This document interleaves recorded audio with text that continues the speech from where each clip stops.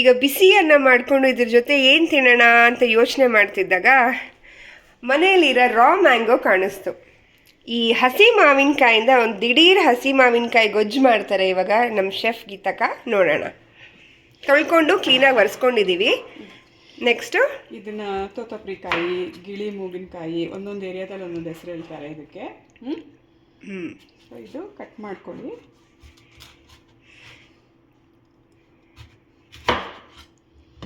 ಈ ಓಟೆ, ಅದು ಜೀಡು ಅಂತಾರೆ, ಓಟೆ ಅಂತಾರೆ, ಏನಾದರೂ ಸರಿ ತೆಗೆದುಬಿಡಿ. ಸುಮ್ಮನೆ ಹೀಗೆ 4 ಪೀಸ್ ಮಾಡ್ಕೊಳ್ಳಿ.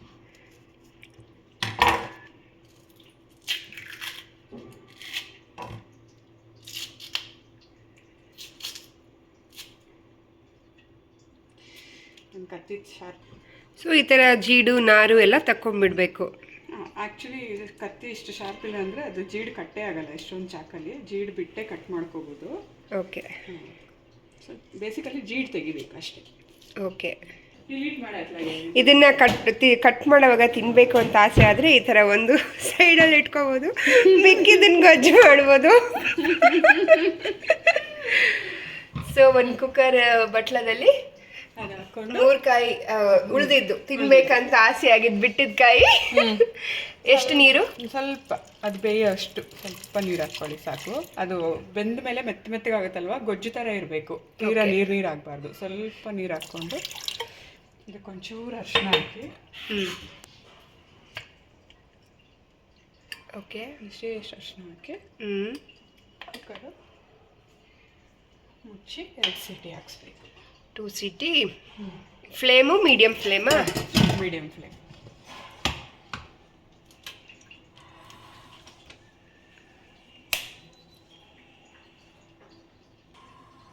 ಸೊ ಮೀಡಿಯಂ ಫ್ಲೇಮು 2 ಸೀಟಿ ವೆಯ್ಟ್ ಮಾಡಬೇಕೀಗ. ಓಕೆ. ಸೊ ಅದು ಸೀಟಿ ಬರೋ ತನಕ ಹಿಂಗೆ ಹೆಚ್ಕೊಂಡ್ಬಿಟ್ಟು ಉಪ್ಪು ಖಾರ ಸಕ್ಕರೆ ಹಾಕ್ಕೊಂಡು ಹಿಂಗೆ ಅದ್ಕೊಂಡು ತಿನ್ನೋದೇ ಇವಾಗ.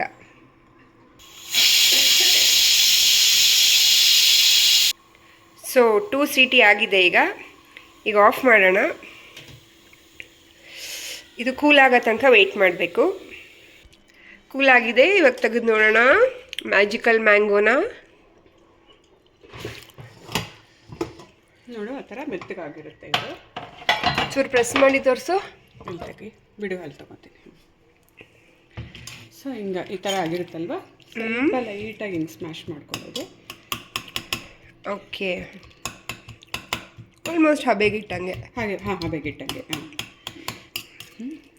ಇದಕ್ಕೆ ಅದು ಹೊಟ್ಟು ಫುಲ್ ಹಾಗೆ ಇದೆ, ಅದು ಓಕೆನಾ? ಹಾಗೆ ಇರುತ್ತೆ. ಒಟ್ಟು ನೋ ಸ್ಮ್ಯಾಶಿಂಗ್.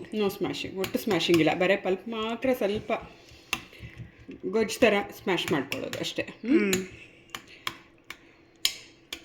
ಓಟೆ ಇನ್ನೂ ಸ್ವಲ್ಪ ಇದೆ, ತೆಗ್ದಾಕೋಣ.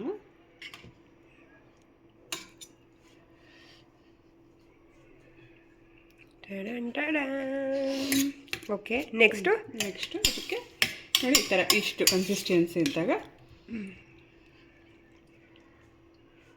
ನಾನು ಖಾರದ ಪುಡಿ,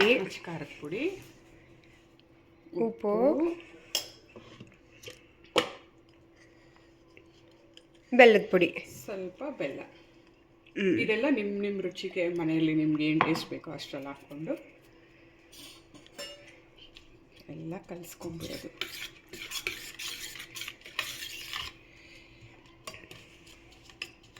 ಇದು ಚೆನ್ನಾಗಿ ಕಲಿಸ್ಬಿಡ್ಬೇಕೀಗ.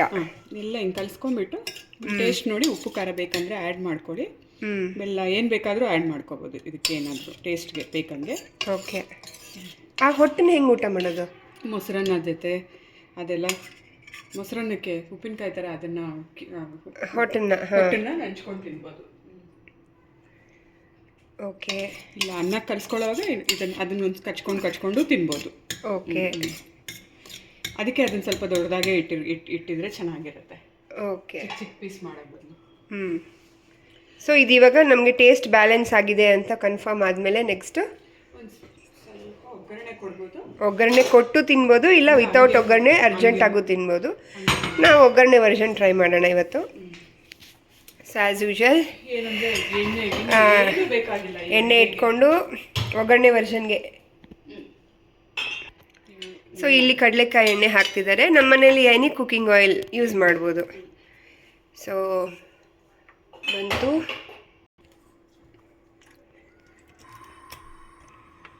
ಓಕೆ, ಸ್ವಲ್ಪ ಎಣ್ಣೆ ಬಿಸಿ ಆಗಕ್ಕೆ ವೆಯ್ಟ್ ಮಾಡಿ. ಆಮೇಲೆ ಜೀರಿಗೆ, ಹಿಂಗು, ಜೀರಿಗೆ ಆದಮೇಲೆ ಹಿಂಗು, ಜೀರಿಗೆ ಇಲ್ಲ, ಬರೀ ಸಾಸಿವೆ, ಹಿಂಗು, ಸಾಸಿವೆ, ಹಿಂಗು.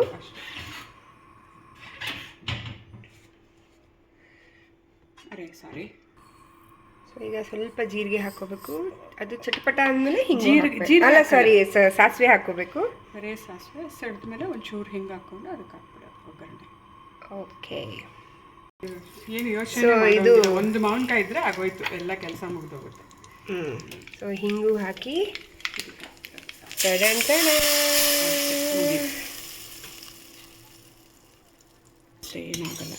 ಫ್ರಿಜ್ಜಲ್ಲಿ 3-4 ದಿನ ಏರ್ ಟೈಟ್ ಕಂಟೈನರ್. ಇದು ಫುಲ್ ಕೂಲ್ ಆದಮೇಲೆ. ಸೊ ಇವಾಗ ಒಗ್ಗರಣೆ ಕೂಡ ಆಗಿದೆ. ತಿನ್ಬೇಕಾ? ಅನ್ನದ ಮೇಲೆ ಬಡಿಸ್ಕೊಡ್ಲಾ? ಸೊ ಇದನ್ನೀಗ ಬಿಸಿ ಅನ್ನ ಜೊತೆ ತಿನ್ನೋದು ಅಷ್ಟೇ. ರೆಡಿ ಮಾವಿನಕಾಯಿ ಗೊಜ್ಜು. ಒಂಚೂರು ಉಪ್ಪು ಖಾರ ಟೇಸ್ಟ್ ನೋಡು.